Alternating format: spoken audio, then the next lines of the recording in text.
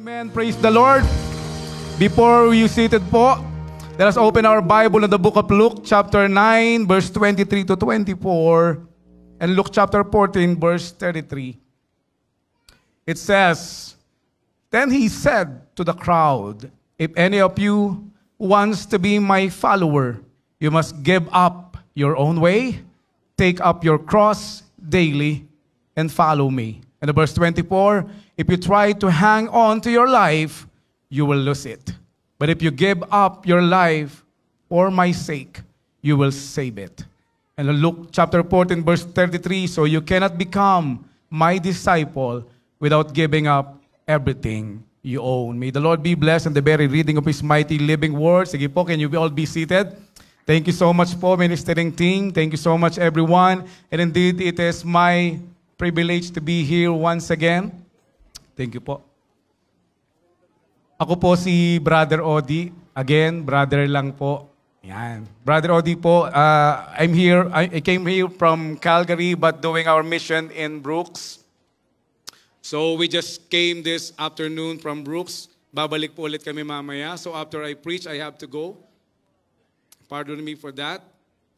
But my assignment for this afternoon is this. Medyo mabigat. Because it is about the price of following Christ. Yan po ang aking topic. The topic that God had given unto us, unto me, my assignment for today, to speak upon your people, His people, and allow me to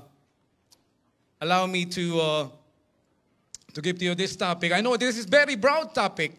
Alam po, when it comes to price, magkaiba po kasi it's different from the cost. No? Cost is typically the expenses you paid, incurred for making or producing one product. So the cost is different from the price. And the price is the amount that is we are willing to pay. The consumer willing to pay in exchange for that product or services. So once you buy something, it is different from the cost that it was incurred to produce. Halimbawa, bibili ka, may presyo. Of course, the one who produced it, he will not going to sell it with the same price. He incurred, he spent. Mag-a-add up ng gain or profits. But when you bought it, it's gonna be different. When you bought it with a price, hindi natatapos doon.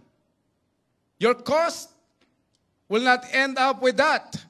Of course, if I came from Saskatchewan, I bought something from Calgary, and I have to bring it back to Saskatchewan, my cost will be different. The cost, yung pagkabili ko, the price that I paid plus the shipping fees. Remember when you buy it? Lumalaki yung cost. Lumalaki yung cost because of the price that you had paid and the additional cost. It has a direct impact on both the price of the product and the profit earned from its sale. Laging may impact yun, yung cost. The cost and the prices. But the prices, the greater the price, the higher the gain. So the prices, the cost that we have to pay, and the prices we have to pay, hindi po pare-parehas. It's gonna be different from me. It's gonna be different for you. It's one of us, iba-iba po yan. Depende what? Depend on every situation that we have. It's the same thing. Depending on every additional cost that we have to pay and incurred. But how about this? The difference between following and discipling. It's different. Being a followers and being a disciples. Everyone during the time of our Lord Jesus Christ, when the time, especially in the book of Luke chapter 9, where He fed the 5,000, many people were following Him. Estimatedly around 20,000, something like that.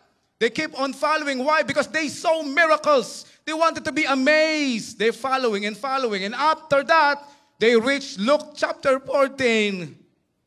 Probably most of them keep on following them. Sunod pa rin po sila ng sunod.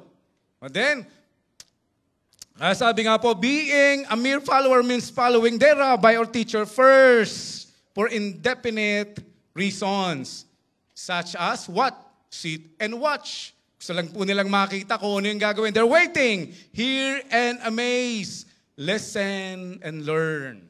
They started with that. All the disciples started from being a follower. But being the disciples is what? We're a follower of a rabbi or teacher with an intention of following so that they would become like their rabbi or teacher. They have an intention to imitate.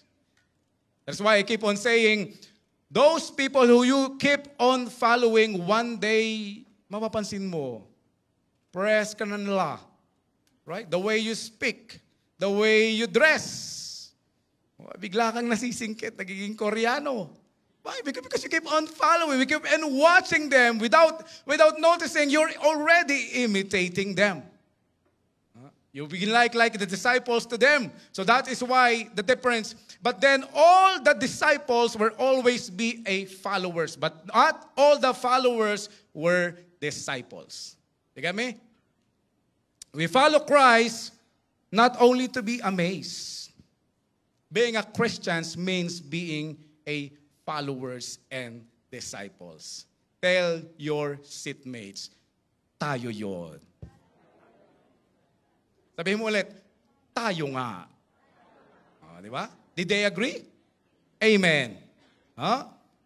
Not only for any form of benefits, but to become like our Lord. We follow to become disciples, we are imitators. Kung may kokopyahin ka rin lang, si Lord na. Amen po ba?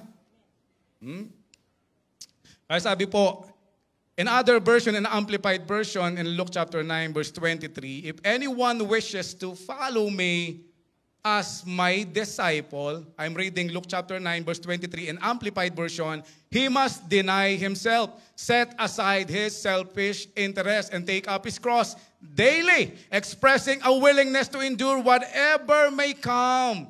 Sabi nga sa inyo, medyo mabigat ang topic na to. Kaya ang pakiusap ko, tell your seatmates, walang tulugan. Okay? I'll try to make my best para po to make it faster and even. That's why, to our introduction, following Christ, it is more than just a mere intellectual. Hindi lang to karunungan eh. Acknowledgement of His existence. It is transformative. It's lifelong journey, baguhan po ng buhay. Amen? That is why there is discipline. That is why there is correction. Following Jesus is not just one-time decision. It is not a bed of roses. It's not only a one-time decision nor as a mere acknowledgement of Him as our Savior. Hindi doon natatapos. We have to follow Him daily.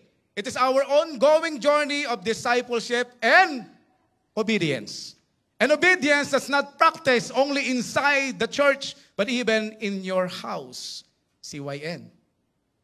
Right? We are the light of the world. Diba kasama ako, CYN din eh. Pagbigyan nyo na ako. Right? We are the light of the world. Pag uwi mo ng bahay, when you come back home and you go home, they should see the light from you. You are imitators of Christ. Where we continually surrender our lives to Him and seek to align ourselves to His teaching and example. Use this life as His example. Sabi nga ng isang quote, there is no cost you can pay in following Jesus that won't be made up 1,000-fold in the resurrection.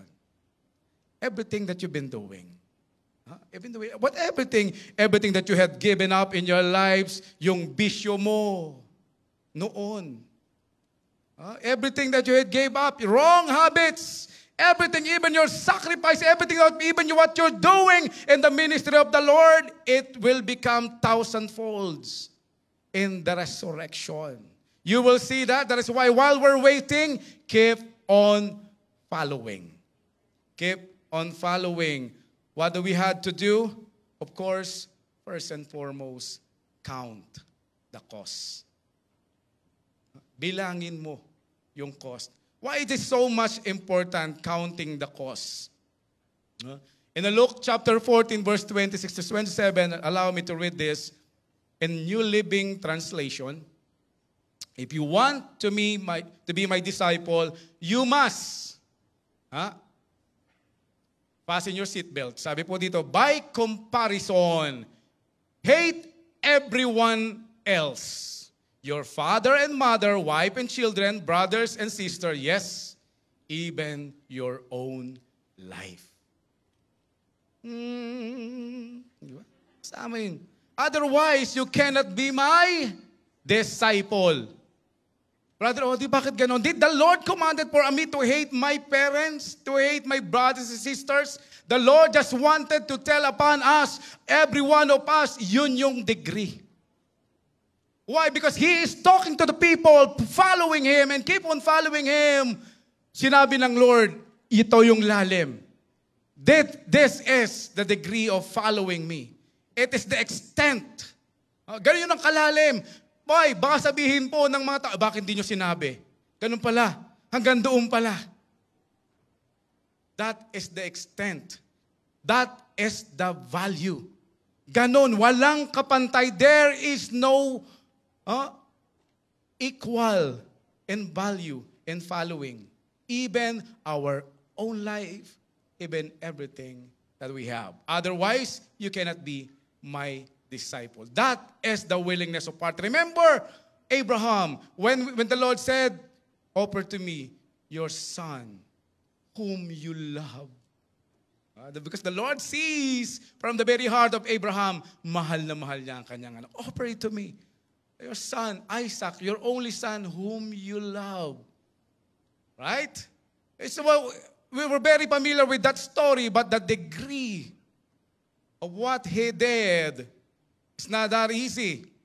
But He said, and if you don't carry your own cross and follow me, you cannot be my disciple. But don't begin until you count the cost. Don't start until you count the cost. For who will begin construction of a building without first calculating the cost to see if there is enough money to finish it? Why? We have to count the cost. First and foremost, for you to understand the value of following Christ. Kasi bakit? Ang daming tumatalikod eh. Why? Because they didn't understand the value. You know what? When you suffered a lot, when you trade a lot of things in consideration of something, that's something you cannot give it up easily. Tama po ba? Kasi ang laki ng puhunan mo eh. You pay the great price and great cost. Second thing, for you to respect those people who paid the price, who had given the cost. Why? In this present time, you know what? It's so easily to judge leaders, Christians, pastors, etc. Ang dali ko silang i-judge. Why? Because we didn't understand the cost that they paid. Tama po ba? How are we going to judge these pastors without even experiencing what they are experiencing from day after day? You know why? That is why there's someone who greeted me, hey, pastor, kayo po magturo. I said, please, brother lang po. Hindi po ako nag-iinarte. You know why I answered her? I want to preserve that to those people who paid the great cost. Wala pa ako sa kalahati eh. Yung height, pwede, kalahati. Pero yung price, malayo. Right? They paid so much price. Sabi ko, let's us preserve that to these people. Sabi po sa akin, why brother, why do you doing the same? No, I said, not yet. Layo ko pa. I'm miles away from them. Okay na ako doon. Just call me Brother Odi. I'm okay with that. Right? It's like, I highly respected them and I fully understand them when I started doing little things that I'm doing right now. Pwede kong palakpakan natin ang mga pastor. Palakpakan natin ang Lord sa buhay po ng ating mga pastor. You know what? When you understand the cost that they paid, you will even more respect them. Even more respect them. Probably those times that they're spending upon you, probably with that, those were like 0.0001% of the time they have to spend to all the people, especially here in North Calgary. There's so much to handle, right? You're so many to handle by your pastors. But because of the grace of God, it's happening. But this is alam ko naman, you keep on doing that. Respect them even more, love them even more. They pay the high cost, high price before they gain that title. Amen? And there's a cost of following Jesus. It requires what? Full surrender to His will. Why? Because our will, we keep on fighting against the will of God. There is so much powerful gift that comes from the Lord. It is our will. That even the Lord don't want to interfere to our will. It was said in Luke chapter 9, verse 57 to 62, as they were walking along the road, a man said to him, I will follow you wherever you go. But Jesus replied, foxes have dens and birds have nests, but the Son of Man has no place to lay his head, our own comfort zone. Your pastor, they had given up their comfort zone. I saw them, you saw them.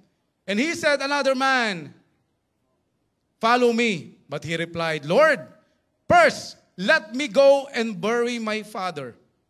Jesus said to him in verse 16, let the dead bury their own dead, but you go and proclaim the kingdom of God. You have to surrender first your comfort zone, second your priorities. Medyo no? But it is the truth. That's a price to pay. That's the price that these leaders, these pastors had paid. Listen to the story of Brother Eddie. The high cost that he paid just to establish this church, and now we're enjoying it. Amen?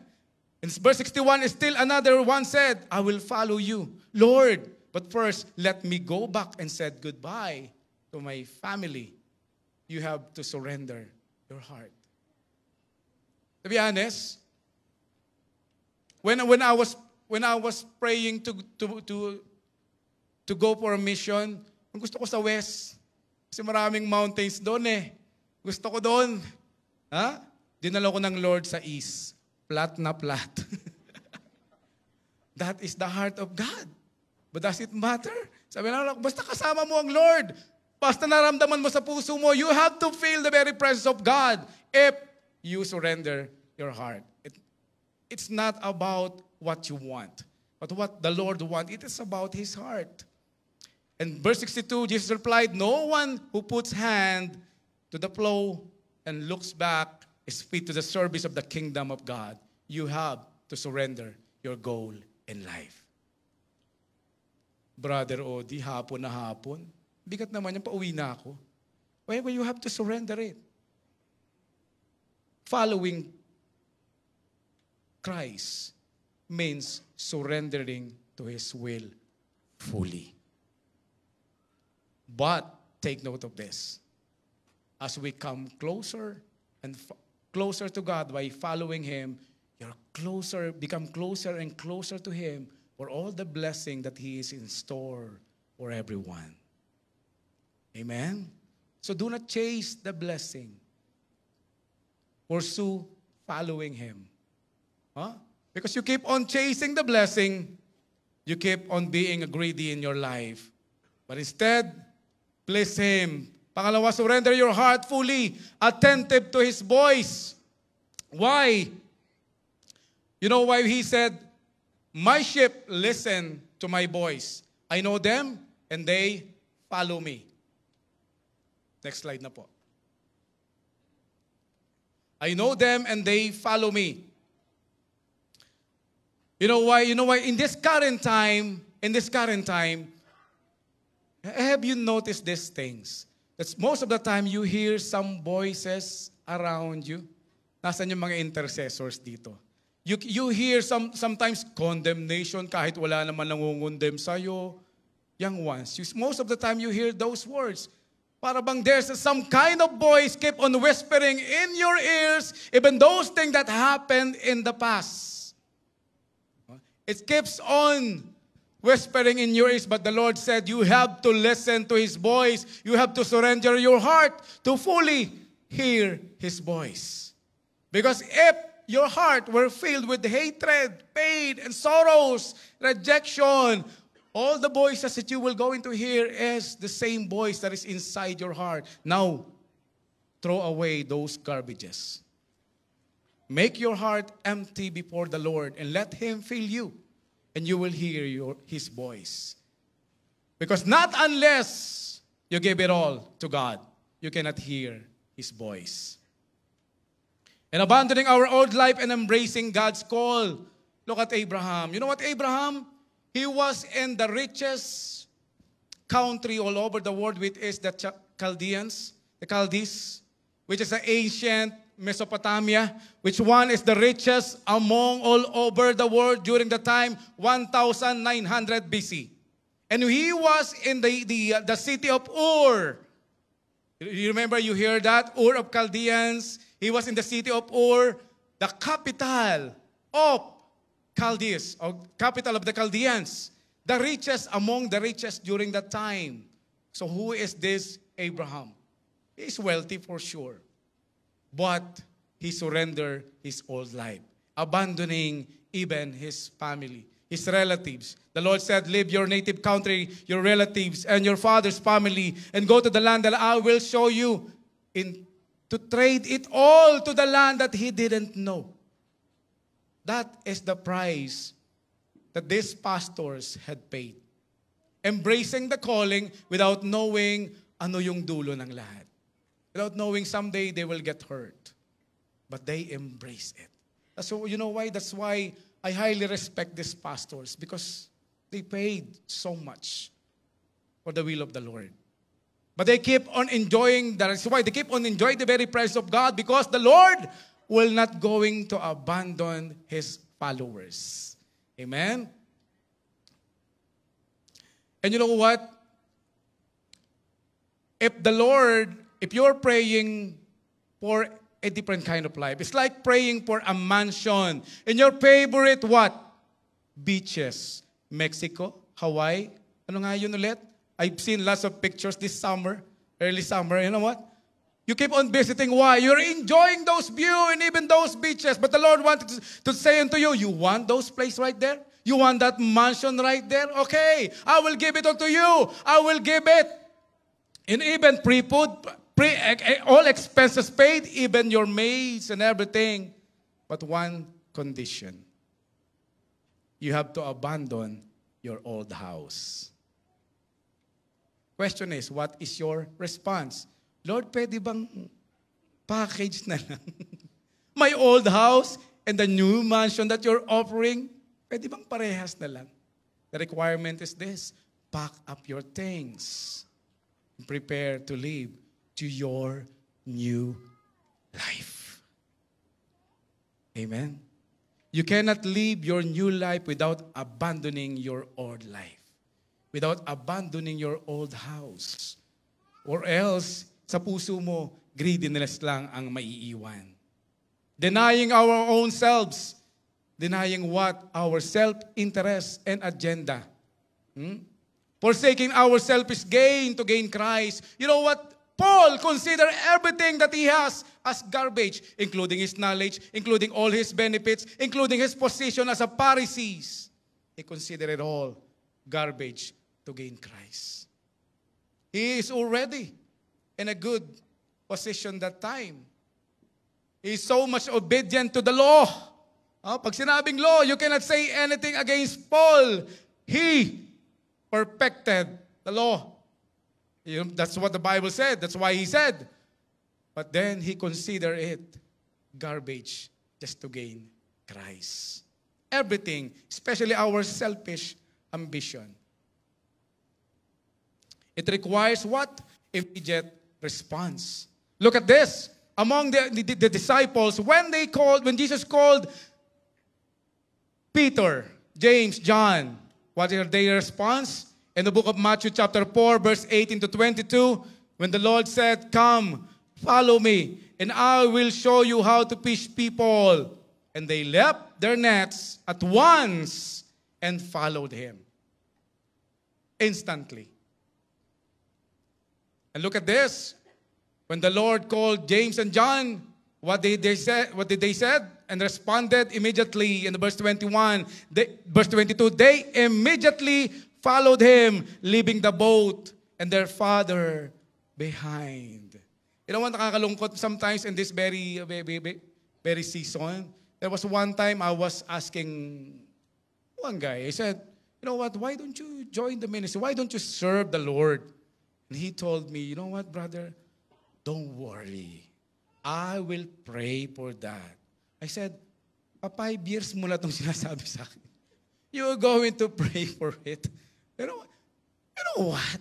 If God is calling you, do not ask, don't worry, I will pray for that. Do you think what the Lord will going to say unto you?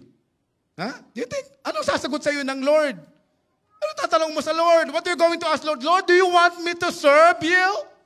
Is it you? Come on. Right. If it's about following Christ, go. That is why we have a conditions, me and my wife. And I told to my wife, when God is calling you to a certain ministry, our rules, don't ask me. Because it is God who is asking you. Don't ask me. I am not your God. I'm only your husband. Amen? Because for me, I don't want to be a discouragement for him. I don't want to be used by enemy just to discourage him. You're free to embrace God's calling. That is our rule. For us to continually say that He is every time in authority of our family. You know what? Doing a mission is not easy. It requires, number 2, commitment to finish. Sometimes people go in the missions 1 month, 2 months, 6 months, and after that, wala sila. Bakit? Ito ang pinakamahirap eh. How to finish.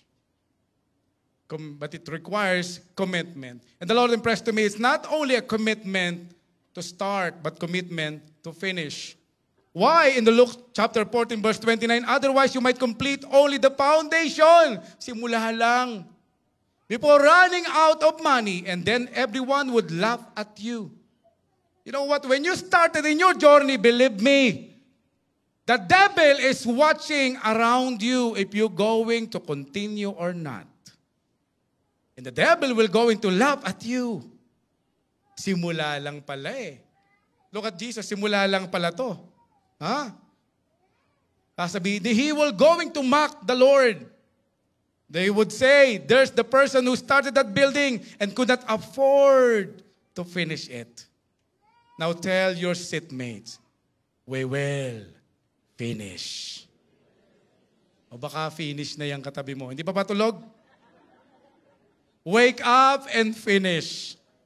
Konti na lang, promise. Sorry but I have to say this unto you. All of this. First, we have to be committed to obey Him. Do not doubt, just obey. Obey ka lang. Sunod ka lang sa Lord. Do not doubt God. Do not doubt yourselves. Do not doubt your calling. Do not doubt the anointing. Because sometimes the problem is, ako ba talaga? Tinawag ba talaga ako ng Lord? To be honest, many experience that, especially during the time of suffering. But please, do not doubt God who called you. Why? Because the Lord says in John chapter 15, verse 14, you are my friends. You are my friends. Kaibigan ka ng Lord. He is sealing the calling. Siniselyuhan po niya ang calling mo. You are my friends. But first, you have to obey. And of course, committed to continue, serve, and follow. John chapter 12, verse 26, whoever serves me must follow me. And where I am, my servant also will be. My Father will honor the one who serves me. You know why? Because there are times someone wanted to serve, but they don't want to follow. You cannot be a disciple without a heart to follow God. What do you mean, Brother Odi? Some sinasabi lang, no, kay Lord lang ako. I don't want your pastor, but I'm willing to obey my Lord. God is just testing you, every one of us. If we're going to be willingly following our leaders. Many wanted to serve, but they don't want to follow God and His authority. Why? Bakit po nasabi? Because they still want to be the Lord of their lives. I will follow you, Lord, in my condition. Sometimes may condition pa. Right? Sometimes, Lord, kapag binigyan mo ko ng papa, I will serve you. Right? Sometimes, pag binigyan mo ko ng love life, I will serve you. Pag nakarating ako ng Canada, I will serve you. My condition. Dapat walang condition. You are serving God. You are following God out of your gratitude. Dapat yun ang po Kasi without that power of gratitude, mapapagod ka. Kasi yung papa mo, tatanda rin yan.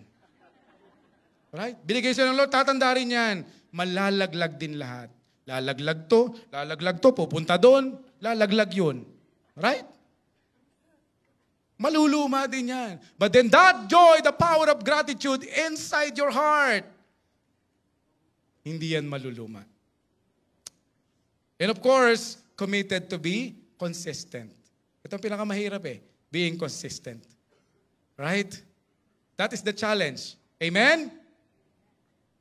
Di ba? Parang totoo po yan, being consistent. Lahat po tayo, we're facing that kind of challenge. High na high ka ng Sunday. Drain na drain ka ng Monday. Di ba? That consistency, that's a big challenge among us.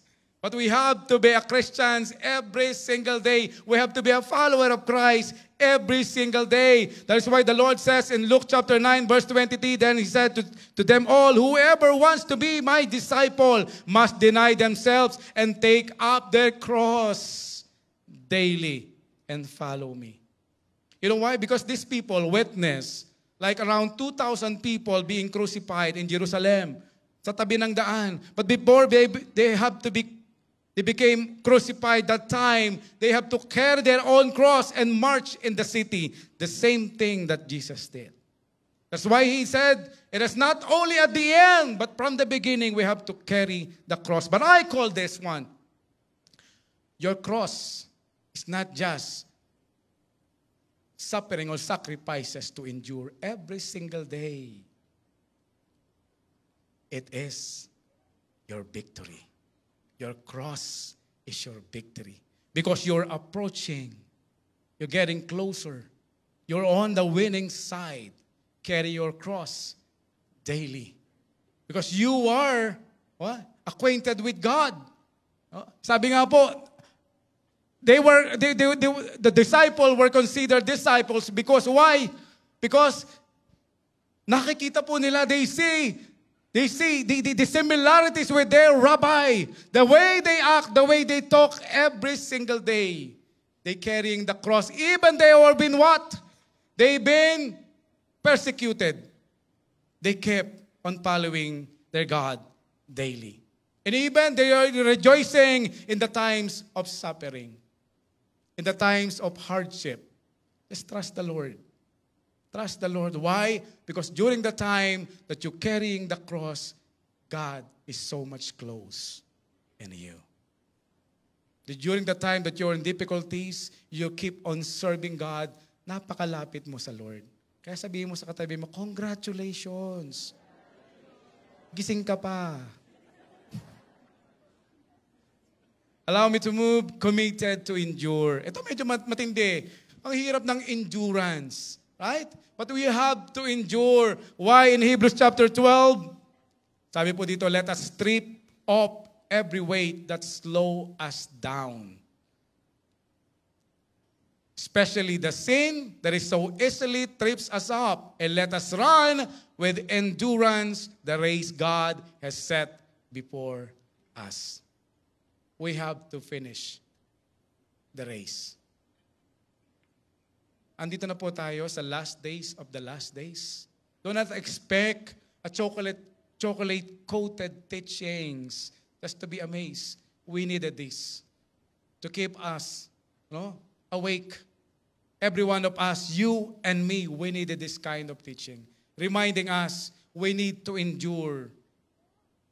And in fact, our suffering, hindi pa ho sumasapit, dumadanas ng shedding of blood, as what Apostle Paul said. Our suffering is what? Your what? Being oppressed. Saan? Doon sa credit card mong kinaskas mo ng kinaskas. Right? Being oppressed by financial difficulties. Sinong kumaskas nun? Di ba ikaw? Di ba tayo din? Sign ka ng sign. Tapos pagka-sign, you wonder. Baka napunta yung laman. And then you pray for miracle. Lord, maglaho nawa ang balance. Pagtingin mo, lalong lumaki ang balance. Oh, there's a multiplication. But you keep on praying. Those what were considering suffering during this time, not yet on the shedding of the blood. No? That's why keep on rejoicing. Wala pa ho tayo doon. We have to endure this life. Maliit pa lang ang price that we're paying. Committed to fulfill, of course, the Great Commission. No? Therefore, go and make disciples of all nations. Kasama yung nationalities na paborito mo. Right? Sino yun? Huwag natin pag-usapan. Right? Of all nations, baptizing them in the name of the Father, Son, and the Holy Spirit, teaching them everything that I had commanded you. And surely, hanggang kailan mo ito gagawin? Until the end of the age. Until your finish line. Until you meet the Lord face to face. It is His final command. Utos po niya kanino? Not only to His disciples, but also to His followers. Before siya umakyat on the Mount of Olives, the people keep on following Him. And after that, only 120 left. In the book of Acts, we encounter the Holy Spirit. And lastly, conditioned heart and mind. Number 3, kailangan nakakondisyon yan. Ito ba, kumusta? Condition na condition ba? Before, these were the prices that these people, even our pastors, our leaders, even the apostles, even the followers of Christ had paid. Kinondisyon nila ito. Ang pusong ito, ang isip. Their heart and mind were fully conditioned. It is already offered to the Lord in Luke chapter 14, verse 31 to 33, or what king would go to war against another king without first sitting down with his counselors to discuss whether his armies of 10,000 could defeat the 20,000 soldiers marching against him? And if he can't, he will send a delegation to discuss terms and peace while the enemy is still far away. Kaya, no turning back. No negotiation. No compromising. Kasi bakit? Ang galing natin sa negotiation. Lord, pwede bang kapag na lang, hindi mauubos-ubos yung excuses, parehas lang yan, may S lang isa. Right? It is the same, puro excuses. Puro tayo, ang galing natin sa negotiation. Right? But then, no turning back. No negotiation. Why? Because He is our Lord. Siya ang masusunod. I keep on telling this. If He is your Lord, then follow and obey Him. You know what?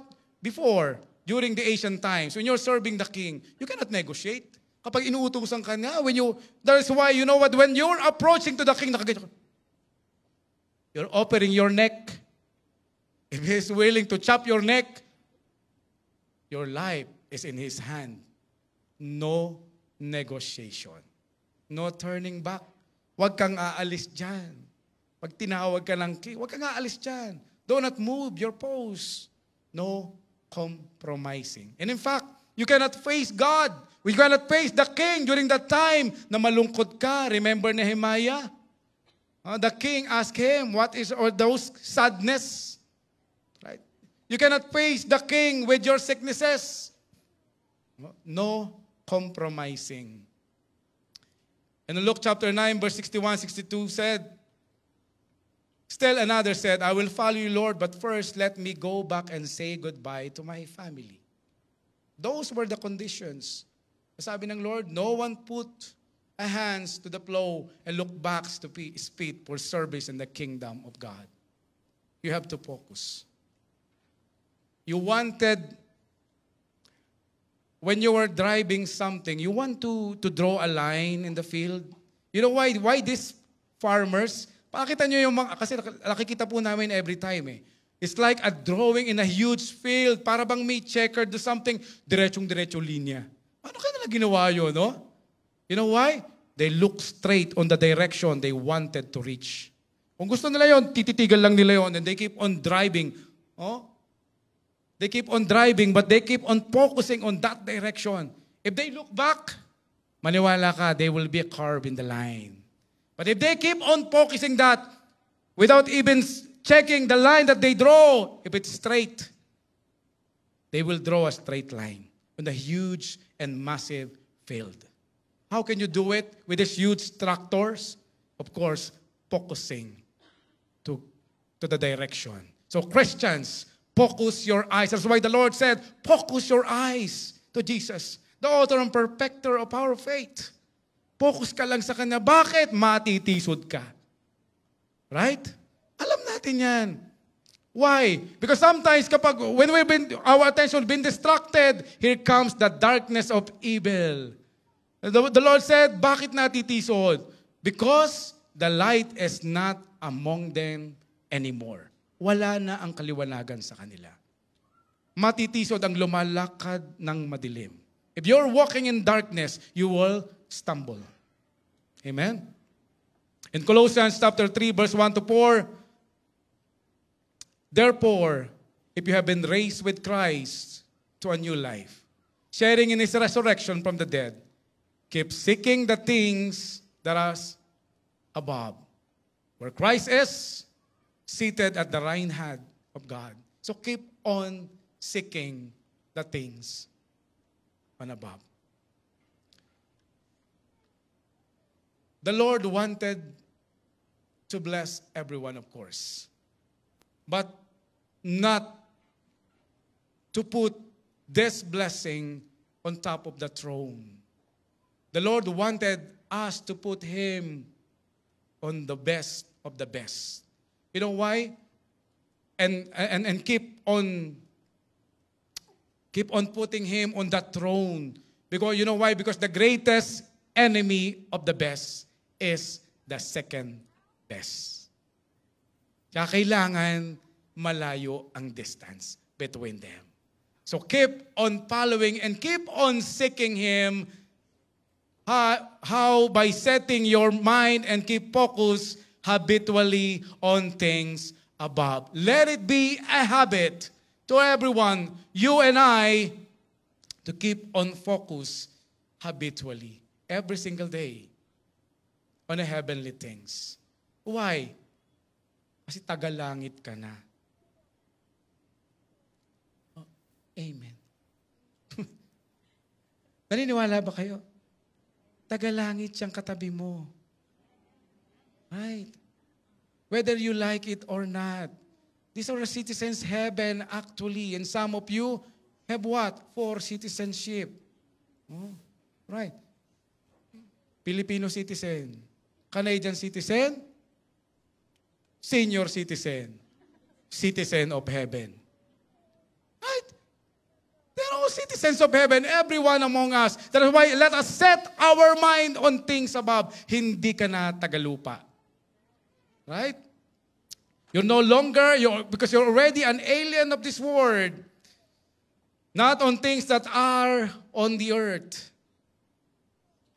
And your new, or you have died, and your new life is hidden with Christ in God. Nakareserba na. Your name were already written in the book of life. But if you run away from the Lord, that name written on that book, you know what? It will fade. It will fade. When you receive the Lord Jesus Christ, your name were already written. But by keep on following and obeying God, it will always spark on that book of life. So don't let it subside and disappear your name in the book of life. When Christ, who is our life, appears, then you also will appear with Him in glory. Kaya yung mukhang yan, huwag kang mag-alala, mapapalitan yan. Huwag mong problemahin ang wrinkles na yan. Those faces will be replaced. That is why, you know what? They didn't recognize Jesus Christ when He was resurrected. Why? Because of the resurrected body. Glorious. Ay, ang katabi mo, tandaan mo na yung mukha niyan. When you meet them in the resurrection time, medyo makikilala pa yung konti lang. Right? Because it will shine. Ngayon medyo natapat lang sa ilaw.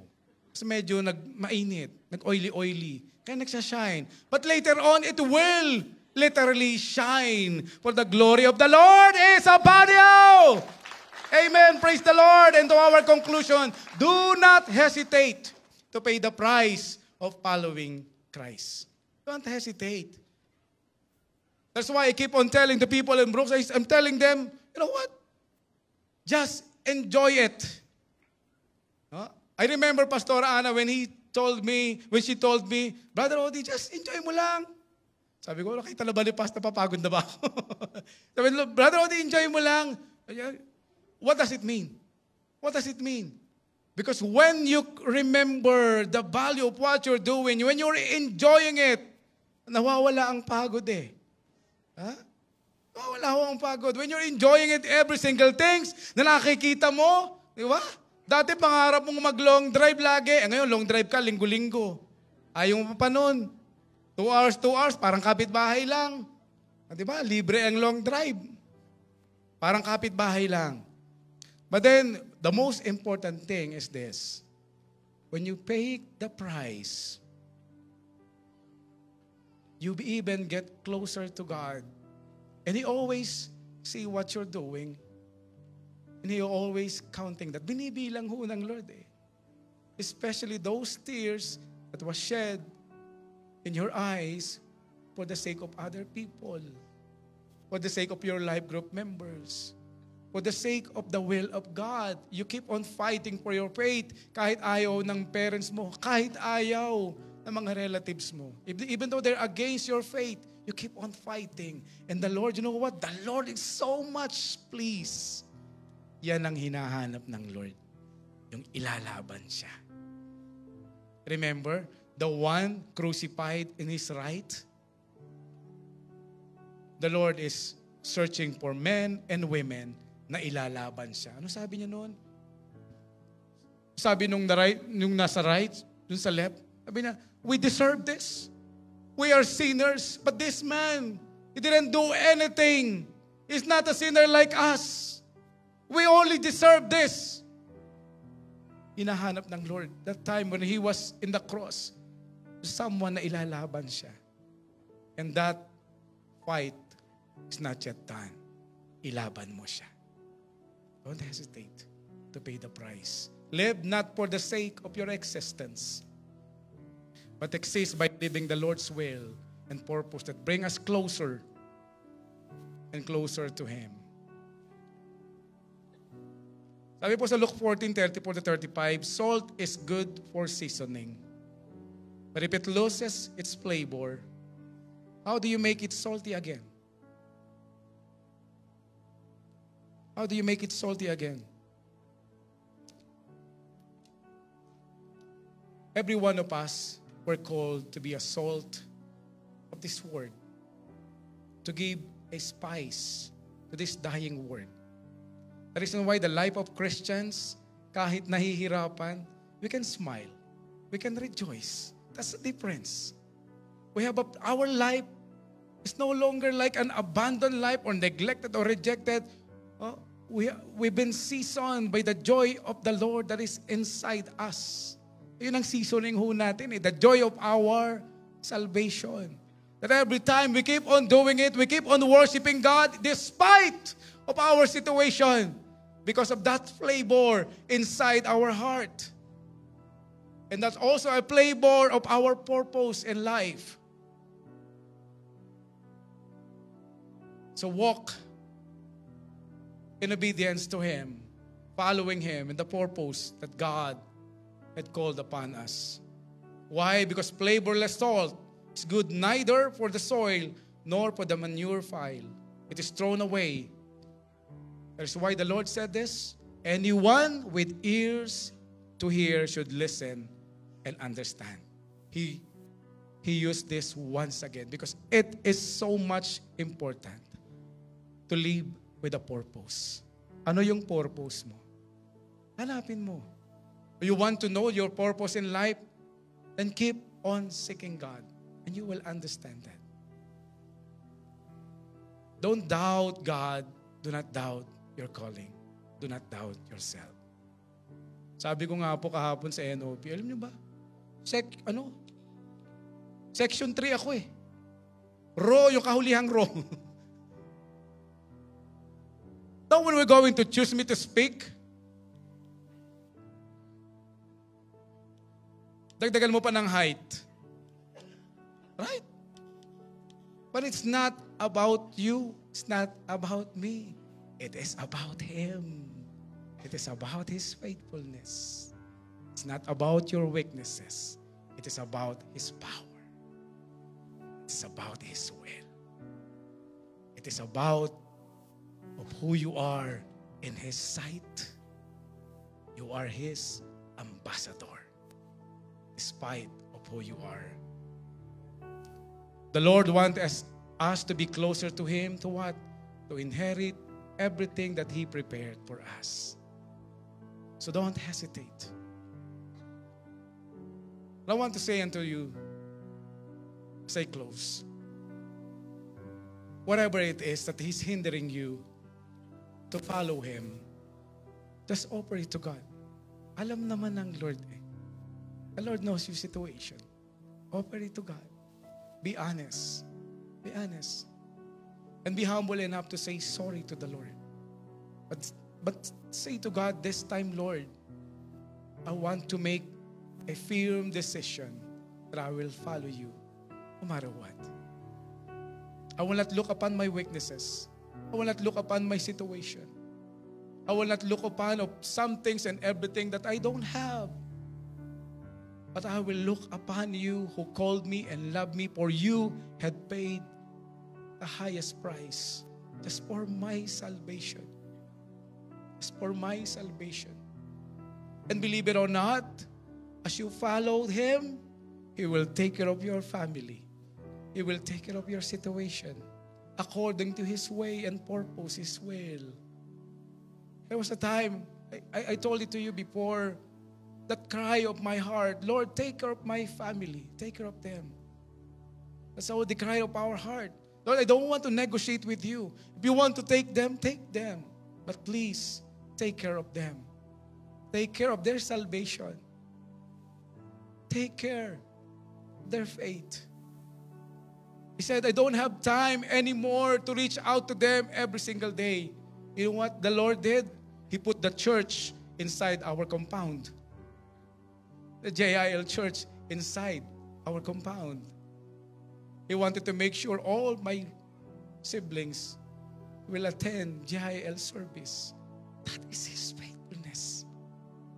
That is His faithfulness. When I accepted this calling, it was Pastora Ana, of course.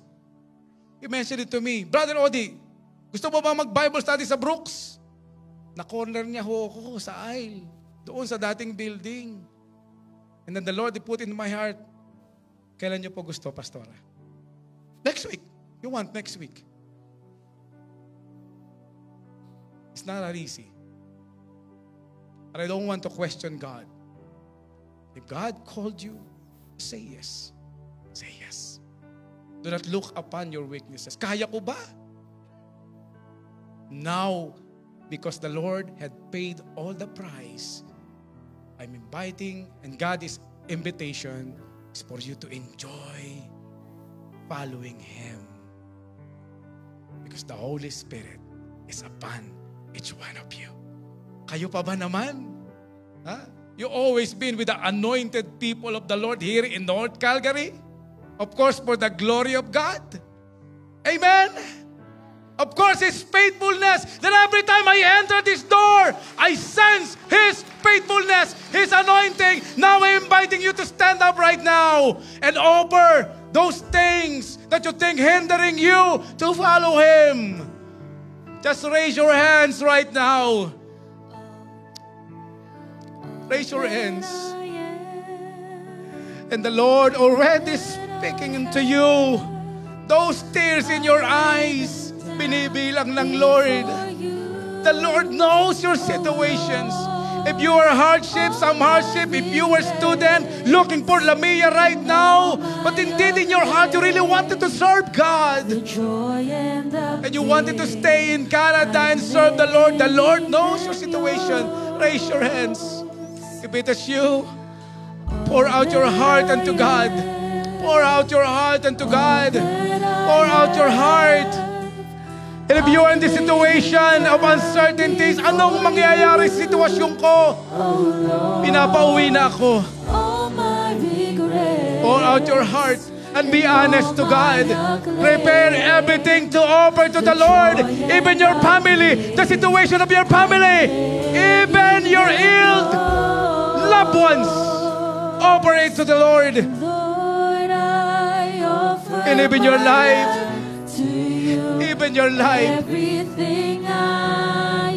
Kung nabigo ka noon, kung natisod ka, that's all in the past. If those memories of failures in life keep on coming back, then offer it to God while you worship. If you've been rejected from time to time, your faith, your parents, your relative misunderstood you. You were rejected. Offer it to the Lord. Offer it to God. Things in the past. Those were things in the past. Now offer a rightful worship to the Lord.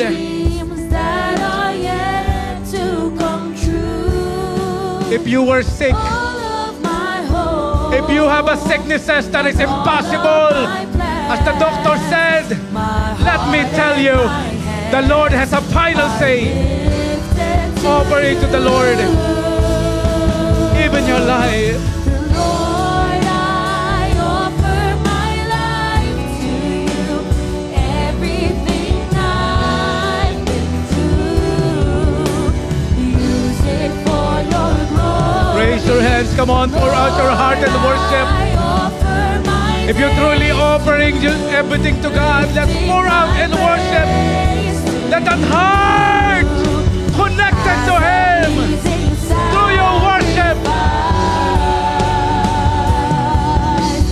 Lord, I offer you my Lord, I offer my life to you. Oh, let it be a sweet aroma, oh God, this afternoon. Let it be a sweet aroma there in heaven. All our days, all our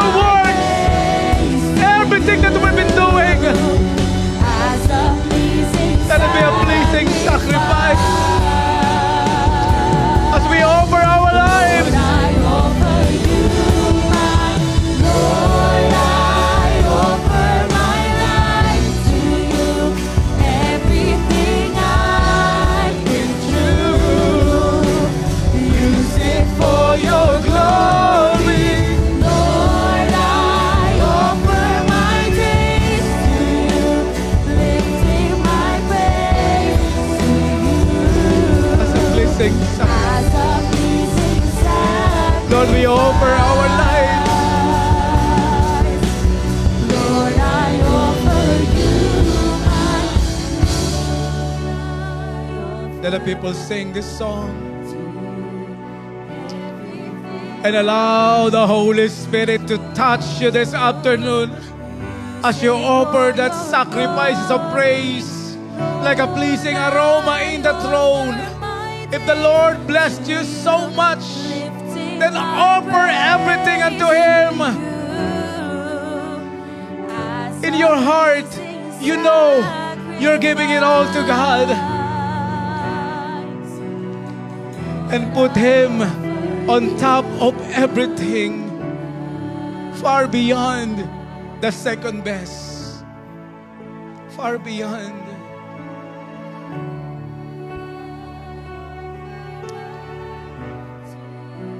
Oh Lord, you see every man and woman in this place. You know their situations. There's some people, oh God, hindi na po nila tiyak. They're in the midst of uncertainties. Anong mangyayari sa status nila here in Canada? They cannot find employers. They cannot find answers. Lord, you're the God of Canada, and this land belongs to yours. The authority belongs to you, Lord. These are your people who really wanted to follow you. And even these people was praying for a long time with their long-standing prayers for their families, for their situations, for their finances, and even for their own health, oh God. They wanted to follow you. But you had said, I will remove everything that will hinder my people to follow me.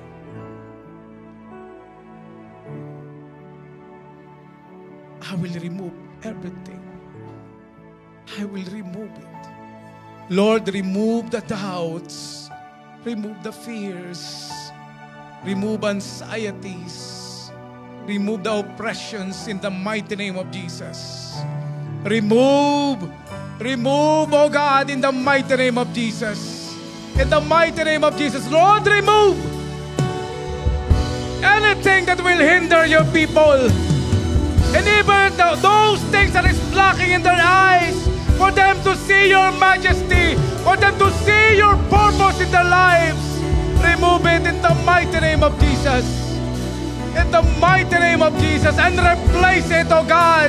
Replace it with your promises that I will never leave my people. I will never abandon my people. I will never abandon them. I am the one who brought them in this land to bless them. I will surely bring them to their homeland, which is closer and closer to me, says the Lord. And oh God, even these young people of yours, Lord, we pray for them.